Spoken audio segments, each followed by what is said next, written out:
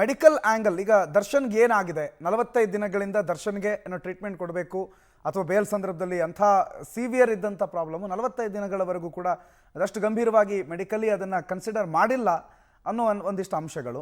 ಏನಾಗಿದೆ ದರ್ಶನ್ಗೆ, ಏನಾಗ್ತಾ ಇದೆ ಹಾಸ್ಪಿಟ್ಲ್ನಲ್ಲಿ BGSನಲ್ಲಿ, ಮುಂದೆ ಏನಾಗಬಹುದು? ಸರ್, ಫಿಸಿಕಲಿ ಆಗಿ ನೋಡಿದ್ರೆ ಇದು ಬ್ಯಾಕ್ ಪೇನ್ ಅಥವಾ ಅದರಿಂದ ಬರುವಂತಹ ಸಯಾಟಿಕಾ ಪೇನ್ ಅಂತ ಏನಿದೆ ಅದು ತುಂಬಾ ಸಿವಿಯರ್ ಪೇನ್ ಇರ್ತದೆ. ಆದ್ರೆ ಬ್ಯಾಕ್ ಪೇನ್ ಎಲ್ಲಾ ಬ್ಯಾಕ್ ಪೇನ್ಗಾಗ್ಲಿ ಸರ್ಜರಿ ಬೇಕು ಅಥವಾ ಎಲ್ಲಾ ಸಯಾಟಿಕಾ ಪೇನ್ಗಾಗಿ ಸರ್ಜರಿ ಬೇಕು ಅನ್ನೋ ಅವಶ್ಯಕತೆ ಇರೋದಿಲ್ಲ. ಸಯಾಟಿಕಾ ಪೇನ್ ಅಂತಂದ್ರೆ ಬೆನ್ನಿಂದ ನೋವು ಶುರುವಾಗಿ ಕಾಲ್ಗೆ ಹೋಗುವಂತ ಸಿವಿಯರ್ ಪೇನ್ ಇರ್ತದೆ. ಯೂಶಲಿ ನರ ಇರಿಟೇಟ್ ಆದಾಗ ಅಥವಾ ನರಕ್ಕೆ ಅದು ಕಂಪ್ರೆಷನ್ ಬಿದ್ದಾಗ, ಯೂಶಲಿ ಡಿಸ್ಕ್ ಅಲ್ಲಿ ಪ್ರಾಬ್ಲಮ್ ಇದ್ದಾಗ ಇದು ಆಗ್ತದೆ. ಸೊ ಕೆಲವರಿಗೆ ಅದರದ್ದು ಹೊರದಂತ ರೀತಿ ಅಂತಂದ್ರೆ ಅದರಿಂದ ಆಗೋದು ಕಾಲಿನ ವೀಕ್ನೆಸ್ ಆಗ್ಬೋದು, ಕಾಲ್ ಬೆರಳು ಆಡ್ಲಿಕ್ಕೆ ಆಗೋದು, ಪಾದ ಮೂವ್ಮೆಂಟ್ ಮಾಡ್ಲಿಕ್ಕೆ ಆಗ್ತಲೇ ಇರೋದು, ಅದ್ರ ಜೊತೆಗೆ ಕಾಲು ಉರಿ ಬರೋದು, ಕಾಲಿನಲ್ಲಿ ಸ್ವಲ್ಪ ಸ್ವಾಧೀನ ಕಡಿಮೆ ಆಗೋದು ಅಂತ ಇದು. ಅದ್ರ ಜೊತೆಗೆ ಯೂರಿನ್ ನಲ್ಲಿ ಕಂಟ್ರೋಲ್ ಇಲ್ದಂಗೆ ಆಗೋದು ಅಥವಾ ಲೆಟ್ರಿನ್ ಮಾಡೋದಕ್ಕೆ ಕಂಟ್ರೋಲ್ ಇಲ್ದಂಗೆ ಆಗ್ಬೋದು. ಇದು ಸಿವಿಯರ್ ರೀತಿಯಾದ ಗ್ರೇಡ್ ಅಲ್ಲಿ ಹೋಗುತ್ತದೆ. But 90% of the time sciatica pain ಇದ್ರು ಅಂದ್ರೆ ಸಿವಿಯರ್ ಇದ್ರು ಕೂಡ ನಾವು ಕನ್ಸರ್ವೇಟಿವ್ ಟ್ರೀಟ್ಮೆಂಟ್ ಅನ್ನು ಮಾಡಬಹುದು. ಕನ್ಸರ್ವೇಟಿವ್ ಟ್ರೀಟ್ಮೆಂಟ್ಸ್ ಅಂದ್ರೆ ಫಿಸಿಯೋಥೆರಪಿ ಇರ್ಬೋದು, ಟ್ರಾಕ್ಷನ್ ಥೆರಪಿ ಅಂತ ಹೇಳ್ತೀವಿ, ಆಕ್ಯುಪಂಕ್ಚರ್ ಮಾಡಬಹುದು ನಾವು ಇದರಲ್ಲಿ. ಸೊ ವಿತ್ ಮೆಡಿಕೇಶನ್ಸ್ ಅಲ್ಲೂ ಅದ್ರ ಜೊತೆಗೆ ಇದನ್ನೆಲ್ಲ ಮಲ್ಟಿ ಮೊಡಾಲಿಟಿ ಟ್ರೀಟ್ಮೆಂಟ್ ಮಾಡೋದ್ರಿಂದ so we can control the pain and the suffering ನಾವು ಕಂಟ್ರೋಲ್ ಮಾಡಬಹುದು. So in the severe grade ಅಲ್ಲಾಗಿದೆ ಅಂದ್ರೆ ಅನೇಬಲ್ ಟು ಡೂ ಅಂದ್ರೆ ಕೆಲವು ರೆಡ್ ಫ್ಲಾಗ್ ಸೈನ್ಸ್ ಅಂದ್ರೆ ವೀಕ್ನೆಸ್ ಬರ್ತಾ ಇದೆ ಅಥವಾ ಯೂರಿನ್ ಕಂಟ್ರೋಲ್ ಗೆ ಪ್ರಾಬ್ಲಮ್ ಬರ್ತಾ ಇದೆ ಅಂದಾಗ ನಾವು ಆಪರೇಷನ್ ಮಾಡ್ಲೇಬೇಕಾಗುವಂತ ಪರಿಸ್ಥಿತಿ ಬರ್ತದೆ. ಸೊ ಈಗ ಸಯಾಟಿಕಾ ಪೇನ್ ಇದ್ದಾಗ we can take a kind of ಅದು ಪೇಷಂಟ್ ಇಂದ ಇರ್ಬೋದು ಅಥವಾ ಡಾಕ್ಟರ್ ಅಸೆಸ್ ಮಾಡುವಂತ ಕ್ಲಿನಿಕಲ್ ಫೈಂಡಿಂಗ್ಸ್ ಇಂದ ಇರ್ಬೋದು, ನೋಡ್ಕೊಂಡು ನಾವು ಡಿಸೈಡ್ ಮಾಡ್ಬೋದು ಈಗಲೇ ಸರ್ಜರಿ ಬೇಕು ಅಥವಾ ಈಗಲೇ ಅದು ಎಲ್ಲ ಬೇಕು ಅನ್ನೋ ಅವಶ್ಯಕತೆ ಇರೋದಿಲ್ಲ. ಓಕೆ, ನಾನು ಅಂಜನಪ್ಪ ಡಾಕ್ಟರ್ ಮುಂದೇನು ಅನ್ನೋದು ನನ್ನ ಲಾಸ್ಟ್ ಪ್ರಶ್ನೆ ಆಗಿತ್ತು. ವಾಟ್ ನೆಕ್ಸ್ಟ್ ಅಂತ ಈಗ ಮೆಡಿಕಲ್ ಟರ್ಮ್ಸಲ್ಲೇ ನಾನು ನೋಡೋಣ. ದರ್ಶನ್ ಒಂದು ವೇಳೆ ಈಗ ನಾಳೆನೇ ಡಿಸ್ಚಾರ್ಜ್ ಆಗಿ ಹೊರಗಡೆ ಬಂದರೆ ಅದನ್ನು ಕಾನೂನು ಹೆಂಗೆ ನೋಡುತ್ತೆ ಅನ್ನೋದು ನೀವು ಹಲವು ಕೇಸ್ಗಳಲ್ಲಿ ನೋಡಿರ್ತೀರಿ. ಅಥವಾ ಅವ್ರಿಗೆ ಫೇವರೇಬಲ್ ಪಾಯಿಂಟ್ಸ್ ಆಗಿ ನಾವು ಮಾತಾಡೋದಾದರೆ Darshan should not do this and should do this ಅನ್ನುವಂಥ ಮೆಡಿಕಲ್ ವಿಚಾರಗಳಿದ್ರೆ ಏನೇನು ಹೇಳ್ಬೋದು ನೀವು? ಆಸ್ ಎ ಫಿಸಿಯೋಥೆರಪಿಸ್ಟ್ ದೀಪಕ್ ಕರೆಕ್ಟಾಗಿ ಹೇಳ್ತಾ ಇದ್ರು, ನಾವು ಹೆಂಗೆ ಮ್ಯಾನೇಜ್ ಮಾಡ್ತೀವಿ ಅಂತ. ಸಪೋಸ್ ಇವ್ರು ರಿಸರ್ಚ್, ಬಟ್ ನನಗೇನಂದರೆ already 2 neuro surgeons they have given a opinion operation ಮಾಡೋದು ಒಳ್ಳೆಯದು ಅಂತ. In spite of that physiotherapy has done something good ಅಂದರೆ ಅವಾಗೇನೋ ಡೌಟ್ಗಳು ಬರ್ತಾವೆ ನಮಗೆ. This is what weakness of the ನೋಡಿ, ಆ ನರ್ವು ಹೆಬ್ಬೆರಳವರೆಗೂ ಬರುತ್ತೆ, ಸಯಾಟಿಕ್ ನರ್ವ್. ಅದ್ರ ಮೇಲೆ ಕಂಪ್ರೆಷನ್ ಆದಾಗೆ ವೀಕ್ನೆಸ್ಸು ಇವೆಲ್ಲ ಶುರುವಾಗಿರುತ್ತೆ. So there is an indication. ಒಂದು ಸಾರಿ ಇಂಡಿಕೇಟ್ ಇಲ್ಲ ಫಿಸಿಯೋಥೆರಪಿಯಿಂದ ಇಂಪ್ರೂವ್ ಆದರೆ ಏನು ಹೇಳಕ್ಕೆ ಬರೋದಿಲ್ಲ. ಬಟ್ ನೆಕ್ಸ್ಟ್ ಹೆಂಗೆ ಅಂದರೆ ಡೆಫಿನೆಟ್ಲಿ ಯಾವುದೇ ಒಂದು ಪೇಷಂಟು ಡಿಸ್ಚಾರ್ಜ್ ಆದಾಗ ವಿತೌಟ್ ಸರ್ಜರಿ ಸಮ್ ಇನ್ಸ್ಟ್ರಕ್ಷನ್ಸ್ ಇರುತ್ತೆ. ಬಗ್ಗೆ ಭಾರ ಎತ್ತಬೇಡ, ಬಾಕ್ಸಿಂಗ್ ಆಡಬೇಡ, because is a film hero. So many instructions will be there. Accordingly ಇಲ್ಲದ್ರೆ ಆರ್ಥೋಪೆಡಿಕ್ ಸರ್ಜನ್ ಅಥವಾ ನ್ಯೂರೋ ಸರ್ಜನ್ ಅಥವಾ ಇವ್ರ ಫಿಸಿಯೋಥೆರಪಿಸ್ಟ್ ಡೆಫಿನೆಟ್ಲಿ ಗೈಡ್ಲೈನ್ಸ್ ಇರುತ್ತೆ. ಬಟ್ ನನಗೆ ಆ್ಯಸ್ ಎ ಕಾಮನ್ ಮ್ಯಾನ್ ಬರೋ ಡೌಟು ಇಬ್ರು ಹೇಳಿದ ಮೇಲೆ ಈ 2 opinion, not 1 opinion. And today surgical approach is so good. Micro discectomy ಅಂತ ಇದೆ. ಇವನ್ ಏನು ಅವ್ರಿಗೆ ಅಂದ್ಕೊಂಡಿದಾರಲ್ಲ, ನಾನು ಡಿಸ್ಕ್ ಆಪ್ರೇಷನ್ ಮಾಡ್ಕೊಂಬಿಟ್ರೆ ಫಿಲಮ್ನಾಗ ಆಕ್ಟ್ ಮಾಡೋಕ್ಕಾಗುತ್ತೋ ಇಲ್ಲ ಅಂತ, ಹಂಗೆಲ್ಲ ಇಲ್ಲ. ಬೇಕಾದ ಜನ ಹೊಲ ಉಳ್ತಾರೆ ಡಿಸ್ಕೆಕ್ಟಮಿ ಮಾಡ್ಕೊಂಡಿರೋ. ನನ್ನ ಪೇಷಂಟ್ ದೊಡ್ಡಬಳ್ಳಾಪುರದ ಕಡೆಯವರು ರೈತ ಬಂದು ಡಿಸ್ಕ್ ಮಾಡಿಸ್ಕೊಂಡೋಗಿ ಇವತ್ತು ಹೊಲ ಉಳ್ತಾನೆ. ಇದನ್ನೆಲ್ಲ ನಾವು ನೋಡಿರ್ತೀವಿ. ಅದಕ್ಕೆ ಎಲ್ಲೋ ಜನಸಾಮಾನ್ಯರ ರೀತಿಯಲ್ಲಿ ನಾವು ಥಿಂಕ್ ಮಾಡಿದಾಗೆ ಈ ಮೆಡಿಕಲ್ ಟ್ರೀಟ್ಮೆಂಟು ಕೂಡ VIP-ಗೆ ಬೇರೆ, ಕಾಮನ್ ಮ್ಯಾನ್ಗೆ ಬೇರೆ ಅನ್ನೋದು ತಪ್ಪಾಗುತ್ತೆ ಅಂತ ನನಗೆಲ್ಲ ಒಂದು ಕಡೆ. ಅದೇ ಚಾಯ್ಸ್ ಇಸ್ ದರ್ಶನ್.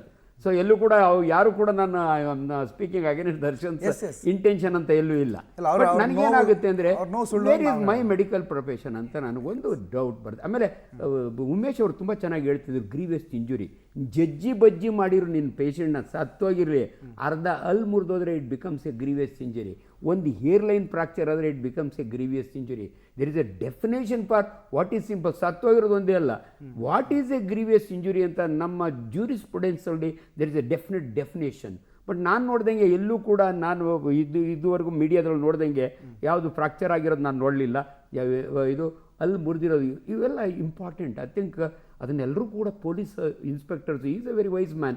ಸೊ ಇವೆಲ್ಲ ಅಬ್ಸರ್ವ್ ಮಾಡಿರ್ತಾರೆ ಅಂತ ನನಗನ್ಸುತ್ತೆ.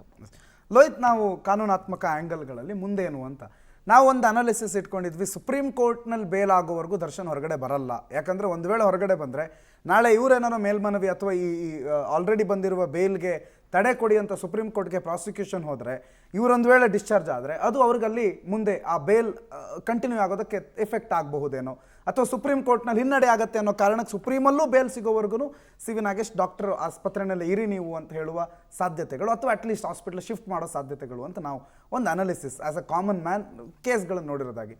ನೀವು ಟೆಕ್ನಿಕಲ್ ಮಾತಾಡೋದಾದರೆ ಏನೇನು ದರ್ಶನ್ ಮಾಡಬೇಕು, ಏನೇನು ದರ್ಶನ್ ಮಾಡಬಾರ್ದು ಅಂತ ಅನಿಸುತ್ತೆ?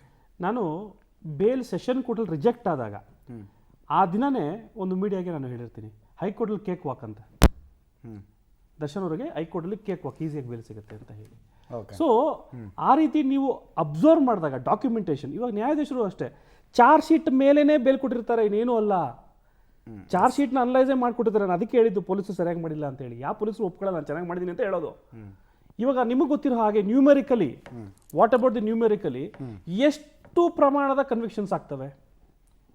ಪ್ರಕರಣ ಆಗಿರೋ ನಿಜ, ಅವರೇ ಮಾಡಿರೋದು ನಿಜ ಅಂತ ಹೇಳ್ತೀವಿ. Why it is not been convicted? ಯಾಕೆ ಅವ್ರ ಕನ್ವಿಕ್ಷನ್ ಆಗಲ್ಲ? 100ರಲ್ಲಿ ಬರೀ 10 ಆಗುತ್ತೆ, 90 ಯಾಕೆ ಆಗಲ್ಲ? ಬಿಕಾಸ್ ಅಲ್ಲಿ ಏನೋ ಟೆಕ್ನಿಕಲಿ ಪ್ರಾಬ್ಲಮ್ ಇರ್ತವೆ. ಯಾರು ಒಪ್ಕೊಂತಾರೆ ನಾನು ಸರಿಯಾಗಿ ಮಾಡಿಲ್ಲ ಅಂತ ಹೇಳಿ? ಸೊ ಹಾಗಾಗಿ ಉದಾಹರಣೆನ 1 ಕೇಸು 2 ಕೇಸು ಚೆನ್ನಾಗಿತ್ತು ಅನ್ನೋದಕ್ಕಿಂತ, ಅದ್ಭುತವಾಗಿತ್ತು ಅನ್ನೋದಕ್ಕಿಂತ ಎಲ್ಲ ಪ್ರಕರಣನೂ ಕೂಡ ಕಾನೂನಿನಲ್ಲಿ ಅಟ್ರಾಕ್ಟ್ ಆಗೋ ರೀತಿ ಮಾಡಬೇಕು. ನನ್ನ ಅನುಭವ ಏನಂದರೆ, ತಾವು ಪೇಜಸ್ ಎಷ್ಟು ಬೇಕಾದ್ರೂ ಮಾಡ್ಬೋದು, UTR ನಂಬರು, ಫೋನ್ ನಂಬರು, ಅದೇ 2,000 3,000 ಎಲ್ಲ ಮಾಡ್ಬೋದು. Yes, for understand the common intention, ಎಲ್ಲಿದ್ದ ಏನಿದ್ದ ಮಾಡಿದ್ದ ಅನ್ನೋದಕ್ಕೋಸ್ಕರ ಅಟ್ರಾಕ್ಟ್ ಮಾಡೋಕ್ಕೆ. ಆ ನಿಲುವು ಒಂದೇ ಕೆರೆಯಲ್ಲಿ ಅರಿಬೇಕಾಗತ್ತೆ, ಅದನ್ನೇ ಅರಿಬೇಕಾಗತ್ತೆ. ಬಟ್ ಬೇಲ್ ನಿರ್ಧಾರ ಆ ಒಂದು ನಿಲುವುಗಳ ಮೇಲೆ ಆಗಲ್ಲ. ಗ್ರೀವಿಯಸ್ ಇಂಜುರಿ ನಮ್ಮ ಡಾಕ್ಟರ್ ಹೇಳ್ತಾ ಇದ್ರು, 326 ಕಂಪ್ಲೀಟಾಗಿ ಸೆಕ್ಷನ್ IPCಯಲ್ಲಿ ಗ್ರೀವಿಯಸ್ ಇಂಜುರಿ ಏನು ಅಂತ ಕಂಪ್ಲೀಟಾಗಿ ಎಕ್ಸ್ಪ್ಲೇನ್ ಮಾಡ್ತಾರೆ. ಸಿಂಪಲ್ ಇಂಜುರಿ ಅಂದರೆ ಏನು ಅಂತ ಹೇಳ್ತಾರೆ. ಕೊಲೆಯಲ್ಲಿ ಗ್ರೀವಿಯಸ್ ಇಂಜುರಿ ಏನು ಬರಲ್ಲ, ಕೊಲೆ ಇಸ್ ಕೊಲೆ, it is murdered. Until unless accidentally ಏನೋ ಎಲೆಕ್ಟ್ರಿಕಲ್ ಶಾಕ್ ಆದಿತ್ತು ಅಂದರೆ they will no comment injury. But ಈ ಗ್ರೀವಿಯಸ್ ಇಂಜುರಿ ಅಂತ ಇದ್ದಾಗಲೂ ಕೂಡ, ಬರೀ ಆ ಸೆಕ್ಷನ್ ಅಟ್ರಾಕ್ಟ್ ಆದರೂ ಕೂಡ 3 ದಿನ 4 ದಿನ 5 ದಿನ ಬೇಲಾಗಲ್ಲ. ಎಲ್ಲ ಕೊಲೆ ಪ್ರಕರಣದಲ್ಲೂ ಬೇಲಾಗಿ ಆಚೆ ಬಂದ್ಬಿಡ್ತಾರಾ ಎಲ್ಲರೂ? ಹಾಗಾದರೆ ಈ ಮೆಡಿಕಲ್ ಗ್ರೌಂಡ್ ಮೇಲೇ, if you completely medical ground ಮೇಲೇ ಬೆಲ್ಲ ಆಗಿದೆ ಅಂತ ಅಂದ್ಕೊಂಡಾಗ ನಾವು, ಹಾಗಾದರೆ ಎಲ್ಲ ಆರೋಪಿಯೂ ಕೂಡ ಜೈಲಿರೋ ನನಗೊಂದಿದೆ ಅಂತ ಹೇಳ್ತಾನೆ. ವಿಕ್ಟೋರಿಯಾ ಹಾಸ್ಪಿಟ್ಲಲ್ಲಿ ತಾವು ನೋಡ್ಬೋದು, ಕೈದಿಗಳ ಬ್ಲಾಕೇ ಇದ್ದಾವೆ, ಅವ್ರು ಅಲ್ಲಿ ಬಂದು ಟ್ರೀಟ್ಮೆಂಟ್ ತೊಗೊತಾರೆ. ಸೊ ಇಲ್ಲಿ ದ ಲ್ಯಾಬ್ಸ್ ಅವರು ಇಂಟೆಲಿಜೆಂಟಾಗಿ ಬಿಹೇವ್ ಮಾಡಿದರೆ, ನನ್ನ ಕಾಪಾಡೋ ಅಂತ ಏನು ಆರಕ್ಷಕ ಇದ್ದಾನೋ, ಆ ಕೇಸ್ನ ಕಾಪಾಡೋಂಥದ್ದನೋ, ಈ ಹ್ಯಾಸ್ ಲ್ಯಾಬ್ಸ್ ದೇರ್ ಅಂತ ಹೇಳಿ ನನ್ನ ವಾದ, ನನ್ನ ಅಭಿಪ್ರಾಯ.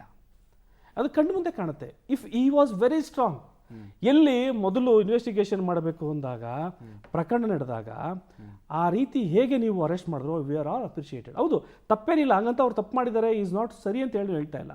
ಇದು ಈ ರೀತಿಯೇ ಆಗುವಂಥದ್ದು ಪ್ರಕರಣಗಳು. ಯಾವಾಗ ನಾವು ಪ್ರಕರಣವನ್ನು ಪ್ರಕರಣ ರೀತಿಯಲ್ಲೇ ನೋಡ್ತೀವಿ, ಕನ್ವಿಕ್ಷನ್ ಕೊಡಿಸ್ಬೇಕು ಅಂತ ಒಬ್ಬ ಪೊಲೀಸ್ ಕಾನ್ಸ್ಟೇಬಲ್ ಅಥವಾ ಪೊಲೀಸ್ ಸಬ್ ಇನ್ಸ್ಪೆಕ್ಟರ್ ಮನಸ್ಸು ಮಾಡಿದ್ರೆ ಅವ್ನು ಕೊಡಿಸ್ತಾನೆ ಸರ್. ಎಲ್ರಿಗೂ ಬುದ್ಧಿ ಇದೆ, ಯಾರಿಗೂ ಬುದ್ಧಿ ಇಲ್ಲ ಅನ್ನೋಂಗಿಲ್ಲ, ಎಲ್ಲರೂ ಆ ಟ್ರೈನಿಂಗ್ ತೊಗೊಂಡಿರ್ತಾರೆ. ಬಟ್ ಎಲ್ಲೋ ಒಂದು ಕಡೆ ಡೈವರ್ಟ್ ಆಗುತ್ತಾ? ನೀವು ಇವಾಗ ಸುಪ್ರೀಂ ಕೋರ್ಟ್ ಬಗ್ಗೆ ಮಾತಾಡ್ತಿದ್ದೀರಿ, ನೀವು ಡು ಯು ಥಿಂಕ್ ಸುಪ್ರೀಂ ಕೋರ್ಟ್ಗೆ ಸರ್ಕಾರ ಹೋಗುತ್ತೆ ಬೇಲ್ ಕ್ಯಾನ್ಸಲೇಷನ್ಗೆ ಅಂತ ಅನ್ಕೋತೀರಾ? ಹೇಗೆ ಹೋಗುತ್ತೆ ಸುಪ್ರೀಂ ಕೋರ್ಟ್ಗೆ? ಈಗಾಗಲೇ ದರ್ಶನ್ ಅವ್ರನ್ನ ಎಲೆಕ್ಷನ್ ನಿಲ್ಲಿಸಬೇಕು ಅಂತ ಇದ್ದಾರೆ. ಯಾವ ಪಕ್ಷದಿಂದ ನಿಲ್ಲಿಸ್ತಾರೆ, ಏನಾಗ್ತಾರೆ, ರಾಜಕೀಯ ವ್ಯಕ್ತಿಗಳು ನಿಮಗೆಲ್ಲ ಗೊತ್ತಿರುವಂಥದ್ದೇ. ಈ never goes to the Congress ಬಿಟ್ಟವ್ರು ಯಾರಿಗೂ ಕೂಡ ಪ್ರಚಾರವನ್ನೇ ಮಾಡಿಲ್ಲ. ಸೊ ಹಾಗಾದರೆ ಹೌ ಡು ಯು ಥಿಂಕ್ ಸರ್ಕಾರ ಹೋಗಿ ಅವ್ರ ವಿರುದ್ಧ ನೀವು ಪ್ರಾಸಿಕ್ಯೂಷನ್ ಬೇಲ್ ಕ್ಯಾನ್ಸಲೇಷನ್ ಕೇಳುತ್ತೆ ಅಂತ? ನೋ, ಪ್ರಾಸಿಕ್ಯೂಷನ್ ಬೇಲ್ ಕ್ಯಾನ್ಸಲೇಷನ್ ಕೇಳಿದ್ರು ಕೂಡ ಆಗದೇ ಇರೋವಂಥದ್ದು. ಯಾಕಂದರೆ bale is A right, jail is N exception ಅಂತ ಹೇಳಿ ಸುಪ್ರೀಂ ಕೋರ್ಟ್ ಹೇಳಿದೆ. ಬೇಲ್ ಕೊಟ್ಟಿದೆ ಆನ್ ದಿ ಡಾಕ್ಯುಮೆಂಟ್. ಅಕಸ್ಮಾತ್ ಡಾಕ್ಯುಮೆಂಟೇಷನಲ್ಲಿ ಕೊಲೆ ಮಾಡೋದು ಕಾಮನ್ ಇಂಟೆನ್ಷನ್ ಇದ್ದೇ ಇದೆ, ಯಾರು ಹೊಡೆದ್ರು ಏನು ಮಾಡಿದ್ರು ಅಂತ ಅನ್ನೋದನ್ನ ಕರೆಕ್ಟಾಗಿ ನೀವು ಸ್ಪೆಸಿಫೈ ಮಾಡಿಲ್ಲ ಅಂದಾಗ ಈ ರೀತಿಯಾಗಿ ಲೂಪೋಲ್ಸ್ಗಳು ಆಗ್ತವೆ. ಇವಾಗ ಜನ ಕೇಳ್ತಾರೆ ಸಾಮಾಜಿಕವಾಗಿ, ವಕೀಲರು ಬಿಡೋಣ, ಪೊಲೀಸ್ ಬಿಡೋಣ, ಡಾಕ್ಟರ್ ಬಿಡೋಣ, ಸಾಮಾಜಿಕವಾಗಿ ನಾನು ಕೇಳ್ತಾ ಇರೋಂಥದ್ದು. 6 ತಿಂಗಳಲ್ಲಿ ಒಬ್ಬ ಕೊಲೆ ಪ್ರಕರಣ ಆಗಿರೋಂಥನು ಕಾಮನ್ ಇಂಟೆನ್ಷನ್, ಯಾರು ಹೊಡೆದ್ರು ಗೊತ್ತಿಲ್ಲ, ಸತ್ತೋಗಿರೋದು ಗೊತ್ತಿಲ್ಲ, ಆದರೆ ಕೊಲೆ ಪ್ರಕರಣದಲ್ಲಿ ಹೋಗಿರೋನು ಆಚೆ ಬರ್ಬೋದಾ? ನನಗೆ ಜೀವ ಕೇಳ್ತಿದ್ದಾರೆ, ನಾನು ಕೊಲೆ ಪ್ರಕರಣಗಳು ನಡೆಸ್ತಾ ಇದ್ದೀನಿ ಸರ್, ನಮ್ಗೆ ಕೊಟ್ಟು 1 ವರ್ಷ ಆಯಿತು, ನಾನು ಯಾಕೆ ಬೇಲ್ ಮಾಡಿಸಿಲ್ಲ? ನೀವು 2 ವರ್ಷ ಆಯಿತು, ಬೇಲ್ ಯಾಕೆ ಮಾಡಿಸಿಲ್ಲ, ಯಾಕೆ ಕೇಸ್ ಮುಗಿಸಿಲ್ಲ ಅಂತ ಕೇಳ್ತಾರೆ. What is the answer? ನೀವೇನು ಹೇಳೋಕ್ಕಾಗುತ್ತೆ? ಒಬ್ಬ ಕಾಮನ್ ಮ್ಯಾನ್ ಆಗಿ ಅಡ್ವೊಕೇಟ್ ಅಲ್ಲ, ಏನು ವಾಟ್ ಇಸ್ ದ ಆನ್ಸರ್? ಇಲ್ಲ ಸ್ವಾಮಿ, ಅದು ಏನಂದರೆ ಕಾಮನ್ ಇಂಟೆನ್ಷನ್ನು ಡಿಸ್ಪ್ಲೇ ಆಗಿಲ್ಲ ಅಥವಾ ಪೊಲೀಸರು ಇದಾಗಿದೆ ಅದಾಗಿದೆ. No, that is not. ಡಾಕ್ಯುಮೆಂಟೇಷನಲ್ಲಿ ನಿಮ್ಮ ಕೇಸಲ್ಲಿ ಸ್ಟ್ರಾಂಗ್ ಇದೆ, ನಿಮ್ಮ ಆ್ಯಕ್ಟ್ ಜಾಸ್ತಿ ಇದೆ, ಈ ಕೇಸಲ್ಲಿ ಆ್ಯಕ್ಟನ್ನ ಡಿಸ್ಪ್ಲೇ ಮಾಡಿಲ್ಲ ಅನಿಸುತ್ತೆ, ಅದಕ್ಕೋಸ್ಕರ ಆಗಿದೆ. This is the answer. ಪೊಲೀಸರು ಇನ್ನೊಂದೇ ಒಂದು ನಿಮಿಷ ತೊಗೊತೀನಿ, I will not take much time. ಪೊಲೀಸರು ಜೈಲಲ್ಲೂ ಕೂಡ ಅವರಿಗೆ ಎಲ್ಲ ರೀತಿ ಸೌಲಭ್ಯವನ್ನೇ ಕೊಟ್ಟಿರ್ತಾರೆ. ಅದು ಮಾಧ್ಯಮದಲ್ಲಿ ಮೀಡಿಯಾದಲ್ಲಿ ಬಂದಾಗ ಲೀಕ್ ಆದಾಗಲೇ ಅದು ಇಷ್ಟ ಆಗುವಂಥದ್ದು. ಅಲ್ಲಿವರೆಗೂ ಏನೂ ಆಗಿರಲಿಲ್ಲ. ನಿಜ ಅಲ್ವಾ? ಒಪ್ಕೊಳ್ಳೋಣ, ನಿಜ ಒಪ್ಕೊಳ್ಳೋಣ. There is a lack of efficiency. ನಾನು ಬರೇ ಪೊಲೀಸರು ಅಂತ ಹೇಳ್ತಿಲ್ಲ, ಪಬ್ಲಿಕ್ ಪ್ರಾಸಿಕ್ಯೂಟರ್ ಕೂಡ ಡೆಮೇಜ್ ಅಂತ ಹೇಳ್ತಿಲ್ಲ. Because I am A common man, ನಾನು ಕರೆಕ್ಟಾಗಿ ಹೇಳಬಲ್ಲೆ, ನಾನು ಯಾವುದೇ ಒಂದು ಇನ್ಫ್ಲೂಯೆನ್ಸ್ ಇಲ್ಲ.